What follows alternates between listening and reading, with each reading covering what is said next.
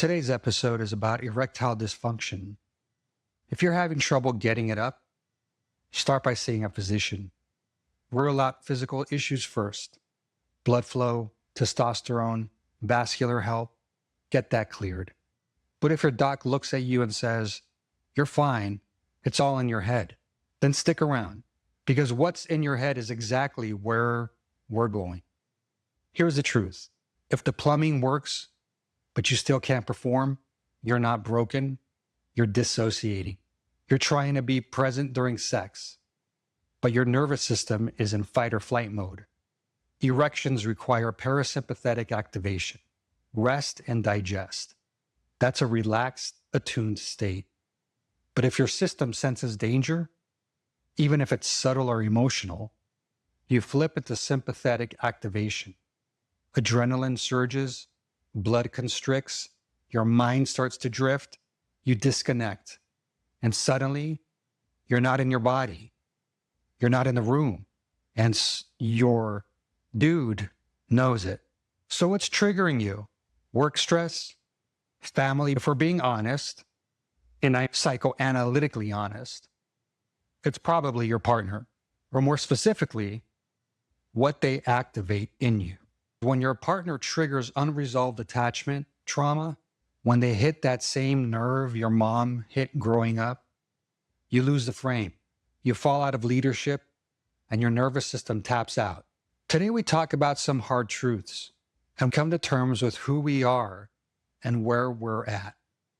I'm Enrique. This is Precision Cycle by Elevate.epo. Let's open it up. When my kids were younger, we would watch Teen Titans Go on Cartoon Network, and I'm going to be pulling from that wisdom today. There's an episode where Beast Boy becomes a tyrant after controlling all the bees in the world, and he dehumanized Robin by making him, quote, dance for his bees. I get it. You didn't sign up to dance for the bees, but that's what's happening. Your partner is triggering the same performative loop your mom put you in, that subconscious contract you signed as a boy. Earn love by being who she needs you to be. That loop never stopped. It just got sexier. And now every time you're in bed, your body remembers it and it says no. But here's the kicker. It's not just her, it's you. Your boundaries are sloppy. Your polarity is collapsed. Your masculine structure isn't calibrated. And until you realign your nervous system, rewire your relational stance, and exit the loop of erotic submission, you're going to keep going soft. So let's go deeper. Let's pull in a few voices, Donald Nathanson, Joyce McDougall, and David Schnarch, to break this thing wide open. What all three of them are saying in their own clinical language is that erectile dysfunction isn't a failure to perform. It's a failure to symbolize. When you can't name your fear, your shame, your grief, your body does it for you. McDougall called it theater of the body. When the psyche can't find words, it hijacks the body as a stage. So instead of saying, "I'm scared right now, I feel small, I need someone to soothe me," you go soft. Your nervous system literally pulls the plug because the story you need to tell is too painful to say. Nathanson goes even further. He maps how shame, especially attachment-based shame, creates a loop that scrambles affect. Instead of reaching towards your partner, your connection, your system goes dark. You dissociate. Your mind splits. Your body ejects. And you're left not only losing your erection, but maybe losing your religion. Maybe that's what Michael Stipe was really singing about. Let's talk about the culture. Let's talk about porn. Let's talk about the masculine performance loop. Most of the men I've worked with, when they finally say it out loud, they admit they're performing during sex. Not feeling, performing. Trying to get the angles right, trying to look like the clips they've watched, trying to prove something. But here's the truth. Real masculinity doesn't perform. It transmits. Real masculinity isn't about positions or aesthetics. It's about presence. If you're not in your body, you're not in the room. And if you're not in the room, Your dick's not either. This is the problem with how social media, and let's be real, American culture has defined masculinity. It tells you it's about muscle, money, body count. That's all BX. Masculinity is integration. It's coherence. When you're integrated, you're not chasing validation from people who don't matter. You're not mimicking what you think a man is. You are the man. Most of the dudes you're idolizing, the meatheads, the influencers, the fake tough guys, they're all compensating. They're all terrified inside. Their masculinity is built on sand. Why? Because their fathers were absent, immature, or silent, and no one taught them how to lead without dominating or fleeing. That's why they blow money. That's why they sabotage relationships. They can't hold an erection because their nervous system is screaming, I have no power. You want the truth? Fix your inner field. Rewire your nervous system. Stop performing. Start integrating. That's when the erection stops being a mystery and starts being a message that says, I'm here. I'm grounded. I'm done dancing for the bees. Now here's where it gets even more uncomfortable. Sometimes you can't stay hard because you're not supposed to, because your body, your instrument of truth, is telling you she's not into you. And the reason it feels off is because it is off. You keep rationalizing. You keep trying to perform, to fix it, to win her back mid-stroke. But the data is there. She's already pulled away. You just haven't caught up. And that gut feeling, that creeping sense of being invisible, that's your nervous system doing what your mouth won't. It's ejecting. And today, in session with a client, it hit me again. Sometimes what you're reading isn't paranoia or projection.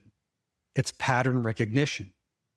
A lot of these partners don't even realize how little they're offering emotionally, how checked out they are, because they're still in their own survival loop, still scanning for the next savior, the next escape hatch. You're not crazy for sensing that. You're not weak for wanting more. You're just finally listening to the part of you that's done dancing for the bees. This is where residential taught me the most, because the stakes were real. Women play out the same drama over and over. They cry, they cling, they flirt, they rage. They get caught up in it. You get jealous. You get caught up in it. But if you're paying attention, you realize something deeper, that their self-sabotage isn't personal. It's archetypal. It's their disorder, talking through them in a new way, a new dialect, a seductive whisper dressed up as protection. That's what I saw in the client today. She wasn't lying. She wasn't faking. But the heat she was throwing wasn't her. It was a symptom. Real healing isn't just getting sober from drugs. It's getting sober from chaos, from the chase, from the high of being needed. So maybe your dude isn't broken. Maybe it's the most honest part of you. Maybe it's the one thing in the room that's not pretending. Because when your body says no, it's not always dysfunction. Sometimes it's direction. So if you made it this far, here's what you already know. Your body isn't betraying you. Erectile dysfunction isn't a malfunction. It's a message, a shutdown in the presence of disconnection, shame, or misattunement.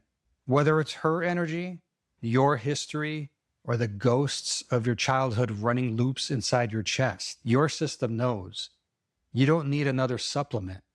You need alignment, nervous system alignment, emotional sovereignty, structural recalibration. You need to stop performing and start transmitting. That's what Precision Cycle was built for, to turn men who are tired of collapsing, tired of chasing, tired of pretending, into embodied leaders, into sovereign operators, into men who don't just talk presence, they are presence. So if this episode hit, if your gut's telling you, I'm not just talking, I'm talking to you, then here's your move. Tap the link in the description. Join the list. Recalibrate your system because real masculinity isn't about domination. It's about direction. Elevate, align, lead. This is elevate.epo. Some quick references. I mentioned some works here. The works of Donald Nathanson, MD.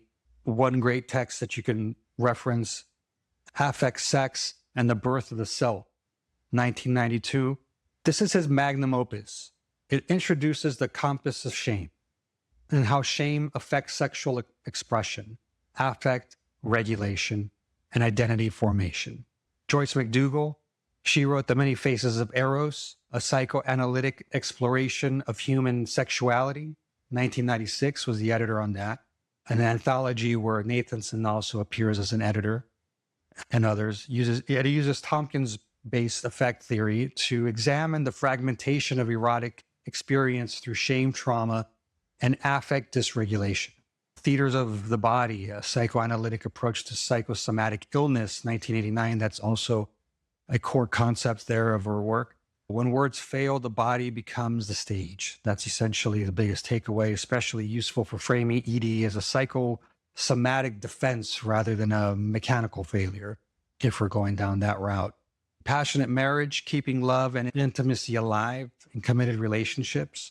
That's another text from 1997. This is a work that lays out the sexual crucible model, differentiation, emotional fusion, and erotic tension of self-definition. And finally, another work, Intimacy and Desire, Awaken the Passion in Your Relationship, 2009. That explores how self-validation and integrity, not arousal tricks or porn scripts, are the key to sustainable erotic performance. And those last ones were by Dr. David Schnarch, PhD. So hopefully you've walked away from this with some information and a new way of conceptualizing a topic that may be a little embarrassing, but very indicative of how disconnected we are at times. The sexual act is very intimate for a reason, and it's one of the most primal forces of nature that exists.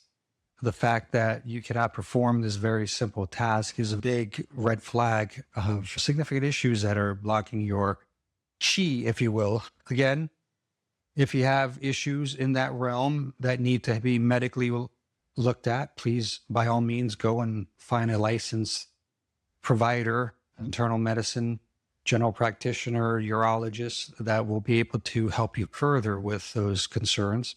If you've been to those practitioners and they have all referred you back to someone to deal with it because it's in your head, traditional therapy is a way to go forward with it.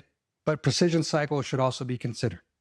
Our 7 dimensions of emotional and personality alignment can be a helpful tool when assessing what particular parts of our personality are bleeding into others. Having the ability to have hard data from a cross-dimensional perspective would be rather welcome.